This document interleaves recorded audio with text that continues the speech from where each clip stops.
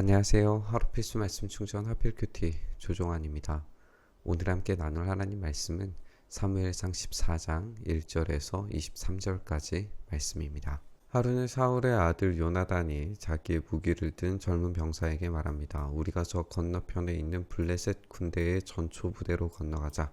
그러나 요나단은 이 일을 자기의 아버지에게는 알리지 않습니다. 우리가 이제 이것을 살펴보는 것이 사울이 처음 하나님께 부름 받았을 때 기름 받고 난 다음에 사무엘의 명령에 따라서 이제 세 가지의 이루어질 일들을 지나가는 것을 우리가 살펴봤어요. 그리고 그 모든 대화가 실제로 일어났고 그 가운데에 블레셋 경비병들이 있었던 것을 알고 있습니다. 그 블레셋 경비대를 어쩌면 그 일이 일어났을 때 너의 할 일을 해라라고 하는 사무엘의 이야기가 블레셋의 경비대를 치라라고 하는 그런 이야기가 될 수 있었을 텐데, 그런 자격 시험에서 사울은 실패했어요. 그 자격 시험의 실패를 계속 반복하고 있는 것을 우리가 살펴보고 있는데, 오늘 이 아들 요나단은 자신이 먼저 블레셋 군대의 전초 부대로 건너가서 싸움을 걸고 있는 겁니다. 사울은 그때 기브아에서 그리 멀지 않은 미그론에 있는 석류나무 아래에 머물러 있었어요. 사울을 따라 나선 군인들의 수가 약 600명쯤 되었습니다. 그런데 블레셋 군대는 정말 말도 안 되는 숫자로 모여서 이스라엘을 치려고 하는 것을 우리가 알고 있어요. 상대가 되지 않는 숫자 게임입니다. 이 숫자 게임을 어떻게 극복할 수 있을까? 이것은 거의 불가능한 전쟁에 가까워 보이는데, 그때 아이야가 에봇을 입고 제사장 일을 맡고 있었는데, 그는 바로 이가봇의 형제이다. 우리 이가봇이라고 하면은 이 비느하스의 아들이라고 이제 알고 있죠. 그리고 그 윗대에는 실로에서 주님을 모시던 제사장 엘리이다라고 이렇게 소개를 하고 있습니다. 여기에서 이제 우리가 모든 인물들을 다 정확하게 매치를 시킬 수는 없는 것 같아요. 그것은 이제 어려운 일이에요. 당시에 이제 족보 자체가 정확한 족보를 기술하는 것은 그리 많지 않습니다. 정확한 족보보다도 어떤 의미를 담아서 족보를 기록하는 것이 많기 때문에 이 족보도 마찬가지로 생각을 하는 게 좋겠어요. 다만 여기에서 우리가 주의 깊게 살펴볼 것은 제사장 엘리의 후손들이 여전히 제사장의 역할을 하고 있다는 것, 이것에 우리가 좀 주목을 해야 됩니다. 이것이 우리가 좀 살펴보아야 할 일인데, 제사장 엘리의 자손이 여전히 제사장 일을 맡고 있을 뿐만 아니라 그 제사장 일을 맡고 있는 가문과 사울의 가문이 지금 연결되어져 있다는 것을 우리가 생각을 해봐야 합니다. 사무엘이 지금 온 이스라엘을 향한 통치, 그리고 하나님 말씀을 위한 일들을 하고 있으면서도 여전히 사울과 가장 가까운 사람은 사무엘이 아니라 엘리의 후손을 통한 그런 연결이 가장 밀접하게 일어나는 것을 우리가 보게 되는 거예요. 결국에는 이 엘리 가문의 죽음에 대한 예고, 그것과 이제 사울이 연결이 되면서 불안한 영적 지도자의 연결을 우리가 볼 수 있게 되는 것 같아요. 그들 가운데 아무도 요나단이 떠난 것을 알지 못합니다. 요즘 무지한 사람들이라는 것을 이제 알려주는 그런 단초를 제공하는 말들이죠. 요나단이 블레셋 군대의 전초 부대를 들어가려면 꼭 지나가야 하는 길목이 있었는데, 거기에는 양쪽으로 험한 바위가 있었어요. 한쪽 바위의 이름은 보세스고 다른 한쪽 바위의 이름은 세네입니다. 바위 하나는 북쪽에서 거대한 기둥처럼 치솟아 올라서 믹마스를 바라보고 있었고, 다른 하나는 남쪽에서 치솟아 올라서 게발을 바라보고 있었습니다. 이것이 이제 전투가 벌어질 공간인데, 요나단이 무기를 든 젊은 병사에게 말합니다. 저 할례 받지 않은 이방인의 전초 부대로 건너가자. 주님께서 도와주시면 승리를 거둘 수도 있다. 요나단은 사울 가문에 있는 사람이고, 이런 불안한 연결, 연합, 이런 것들을 보여주는 과정 가운데에서도 여전히 그의 승리는 하나님께서만 주실 수 있다는 것에 대해서 믿음으로 반응하고 있는 걸 봐요. 사울은 주저했고 자기 자격 증명에 대해서 실패했지만, 요나단은 믿음을 가지고 주님께서 도와주시면 얻을 수 있는 승리에 대해서 확신하고 있습니다. 그러니까 요나단만큼은 사울 가문에서 독보적인 존재로 하나님께 선택받은 인물처럼 보여지는 거죠. 주님께서 허락하시는 승리는 군대의 수가 많고 적음에 달려있지 않다라고 이야기하면서 하나님께서 허락하시는 승리에 대해서 강조하고 있는 걸 보게 됩니다. 그의 무기를 든 병사가 대답하기를 무엇이든지 하시고자 하는 대로 하십시오. 무엇을 하시든지 그대로 따르겠습니다. 라고 이야기합니다. 요나단이 말하기를 우리가 저 사람들에게로 건너가서 우리를 드러내 보이자. 그때 그들이 우리에게 꼼짝 말고 서서 자기들이 올 때까지 기다리라고 하면 우리는 올라가지 않고 있던 자리에 그대로 선다. 자기들이 올 때까지 기다리라 라고 하는 것은 요나단에게 있어서는 방어적인 태세를 취할 수 있는 시간이 나는 거예요. 그런데 그때는 올라가지 않고 그냥 그 자리에 서 있겠다라고 이야기를 하는 거예요. 그런데 그들이 우리를 자기들에게 올라오라고 하면 우리는 올라간다. 이것을 주님께서 그들을 우리에게 넘겨주셨다는 징조로 알자. 그러니까 자기들에게 올라오라라고 그렇게 이야기를 해버리면 뭐 이제 바위로 올라가고 성읍으로 올라가고 뭐 이런 과정 가운데에서 힘이 빠지고 나의 능력은 완전히 소진되어지는 그런 상태가 될 거예요. 그러니까 이때에 올라간다라고 하는 것은 죽기를 각오하고 올라가는 겁니다. 그리고 그것을 그들을 주님께서 넘겨주셨다는 징조로 알자라고 하는 것은 나의 힘으로 승리를 얻으려고 하는 것을 모든 경우의 수들을 다 배제하고 하나님만이 전적으로 이 전투에서 승리하십니다를 고백하려고 하는 거예요. 이 두 사람이 블레셋 사람의 전초부대에서 자기를 드러내 보이니 블레셋 군인들이 소리치기를 저기 봐라 히브리 사람들이 그 숨어있는 굴에서 나온다.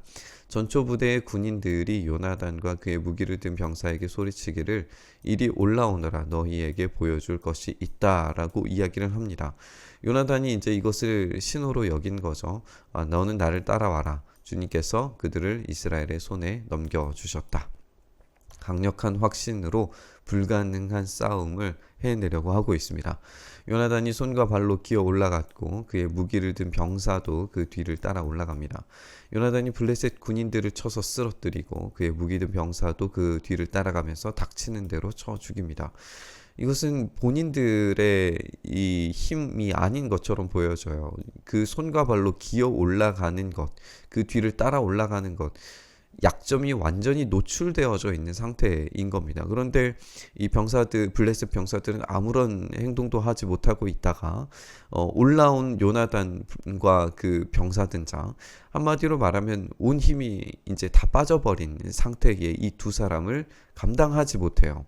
쳐서 쓰러뜨리게 되고 닥치는 대로 쳐 죽임으로써 굉장히 큰 승리를 경험하게 되는 겁니다. 이렇게 요나단이 자기의 무기를 든 병사와 함께 겨리소 한 쌍이 반나절 갈아엎을 만한 들판에서 처음으로 쳐 죽인 사람이 20명쯤 되었다라고 하면서 이제 승리에 대한 소식을 전하고 있습니다.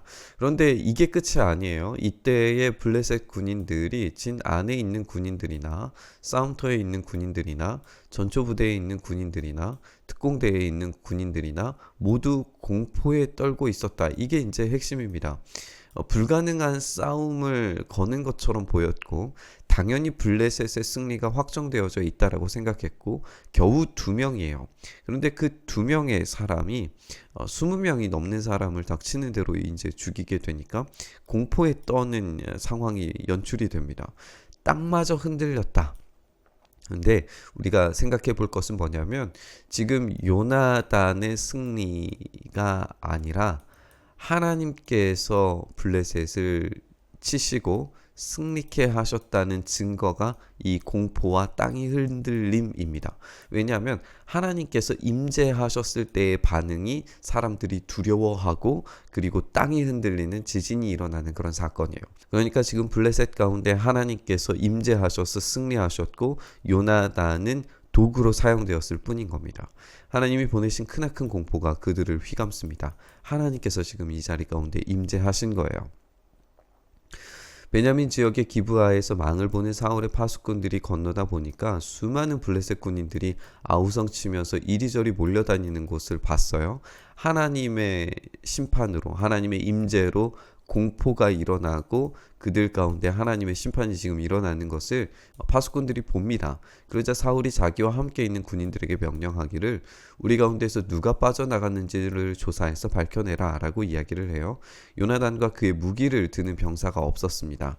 그러자 사울은 아히야에게, 우리가 함께 살펴본 것처럼 엘리의 자손입니다. 이 엘리의 자손에게 하나님의 궤를 가지고 오라 라고 그렇게 이야기를 합니다. 하나님은 이미 그 진영 가운데 임재하셨어요. 그런데 하나님의 궤를 가지고 오라 라고 이야기하는 것이 이상하죠. 그리고 하나님의 궤가 지금 어디에 있는지를 생각을 해본다면 이 전쟁터 가운데 가지고 오는 것이 적절한 반응이었는지 생각을 하게 됩니다. 학자들은 하나님의 궤가 아니라 하나님의 뜻을 알기 위한 의복인 에봇을 가지고 오라라고 그렇게 명령한 것으로 이해하기도 해요. 왜냐하면 이제 뒤에 우림과 둠밈에 대한 이야기가 나오니까 하나님의 궤보다는 에봇이라고 하는 이야기가 더 적절해 보이기도 합니다. 어쨌든 사울은 그렇게 하나님의 궤, 하나님의 에봇 이 둘 중에 하나를 이제 가지고 오라고 명령을 했을 텐데 여기에서 이제 생각하는 부분이 그런 거예요. 하나님은 지금 임재하셔서 싸우고 계시는데 사울은 자기의 전쟁을 위해서 하나님을 도구로 삼고 있는 것을 보게 됩니다. 하나님께서 일하시는 방법, 하나님의 일하시는 그 뜻, 계획 이런 것에서는 관심이 없고 그냥 하나님을 도구적으로 가지고 오고 가지고 돌아가고 이런 정도의 차원으로 지금 하나님을 생각하고 있는 것처럼 보이는 거죠. 그때 하나님의 궤가 이스라엘 자손과 함께 있었다라고 소개를 하면서 사울이 제사장에게 말을 하고 있는 동안에 블레셋 진영에서 일어난 아우성 소리가 점점 더 크게 들려오기 시작합니다. 그래서 사울은 제사장에게 궤를 가지고 오지 말라고 이야기를 해요. 지금 심상치가 않은 거죠. 네, 상황 자체가 뭔가 더 이상하게 돌아가는 것을 이제 낌새를 차리고 가지고 오지 말라고 명령을 하고 이 사울과 그를 따르는 백성이 함께 함성을 지르면서 싸움터로 곧바로 달려가기 시작합니다. 자신의 의도가 하나님의 도우심과 하나님의 어떤 임재의 결과를 구하려고 해놓고 상황 자체가 뭔가 급박하게 돌아가고 자기들에게 유리하게 돌아갈 것처럼 보이니까 곧바로 달려가는 모습을 봐요. 끝까지 하나님의 뜻을 구하든지 제대로 된 예배를 드리든지 했어야 되는데 이 모든 모습에서 지금 사울은 다 실패하고 있습니다. 아들 요나단은 승리하고 있는 반면에 제대로 된 하나님에 대한 신뢰를 보여주고 있는가 반면에 사울은 철저한 실패를 지금 경험하고 있습니다. 블레셋 군인들이 칼을 뽑아가지고 자기들끼리 서로 정신없이 쳐 죽이고 있었어요. 블레셋 사람들 편에 들어서 싸움터에까지 나왔던 히브리 사람들도 이제는 돌이켜서 사울과 요나단이 지휘하는 이스라엘 편이 됩니다. 배신했던 민족들도 다시 돌아오게 되고 또 전에 에브라임 산간 지방으로 들어가서 숨었던 이스라엘 사람들도 돌아오게 되고 블레셋 사람들이 지고 달아난다는 소식을 듣고 모두 뛰어나와서 블레셋 군인들의 뒤를 쫓으면서 싸우게 됩니다. 이 장면은 우리가 이제 배신자들, 민족의 배반자들, 이 사람들까지 다 이스라엘 편이 되어서 승리했다 이런 측면보다도 하나님께서 지금 어떤 승리를 가지고 오시는지에 대해서 살펴봐야 되는 것 같아요. 이 싸움은 사울과 요나단의 싸움이 아니라 하나님의 싸움이고 하나님의 방법입니다. 우리가 살펴보는 것처럼 사울은 겨우 600명 가지고 싸우려고 했는데 하나님은 그 숫자를 아득히 뛰어넘는 사람들을 이미 준비하고 계셨어요. 블레셋 사람들이 서로 싸우게 만드셨고 블레셋과 하나 되려고 했던 사람들조차도 돌아오고 두려워했던 사람들조차도 돌아옵니다. 하나님의 일하심은, 하나님의 승리는 그 어떤 상황과 조건을 뛰어넘는 승리라는 것을 아주 정확하게 보여주고 있는 거예요. 그날 주님께서 이렇게 이스라엘을 구원하십니다. 우리는 상황과 조건을 따져 물을 때가 참 많죠. 그런데 하나님은 그 상황과 조건을 뛰어넘어서 우리의 예상할 수 없는 방식으로 승리를 이끌어내십니다. 문제는 우리의 삶이 하나님의 전쟁, 하나님의 승리, 하나님의 싸움이라는 것을 인정하는 사람과 그렇지 못하는 사람의 차이입니다. 우리의 삶이 전적으로 하나님께서 다스리시는 삶이라는 것을 인정하고 고백하고 모든 것을 드리는 사람들에게는 하나님께서 일하시겠지만, 그렇지 않은 사람들에게는 이 승리조차도 불안한 요소를 남기게 됩니다. 사울의 모습이 그런 것 같습니다. 우리가 오늘 이 시간 함께 묵상하며 기도의 자리로 나아갈 때에 하나님, 우리의 삶은 전적으로 주님의 것입니다를 고백했으면 좋겠습니다. 우리가 생각하는, 우리가 예상하는 방향대로 움직이지 않는다고 해서 하나님의 싸움은 절대 실패하거나 패배하지 않으십니다. 하나님께서 일하신다면 우리의 말도 안 되는 조건을 가지고도 반드시 승리하시는 분이신 줄 믿습니다. 우리가 이 전적인 승리, 전적인 하나님의 싸움임을 고백하는 삶으로 나아갈 수 있게 해달라고 우리의 마음을 다시 결단하며 기도의 자리로 나아갔으면 좋겠습니다. 주님, 우리의 싸움이 아니라 하나님의 싸움 되게 하여 주시옵소서. 우리의 삶이 우리의 능력으로 이루어지는 삶이 아니라 하나님의 능력으로 이루어지는 삶 되게 하여 주시옵소서. 그렇게 우리의 삶을 붙들어 주셔서 주님의 그 능력으로, 주님의 그 일하심으로 우리의 삶이 가득 채워지는 승리의 삶 되게 하여 주시옵소서. 그렇게 우리 가운데 싸워 주시기를 간절히 소망하며 우리 주님 예수님 이름으로 기도드리옵나이다.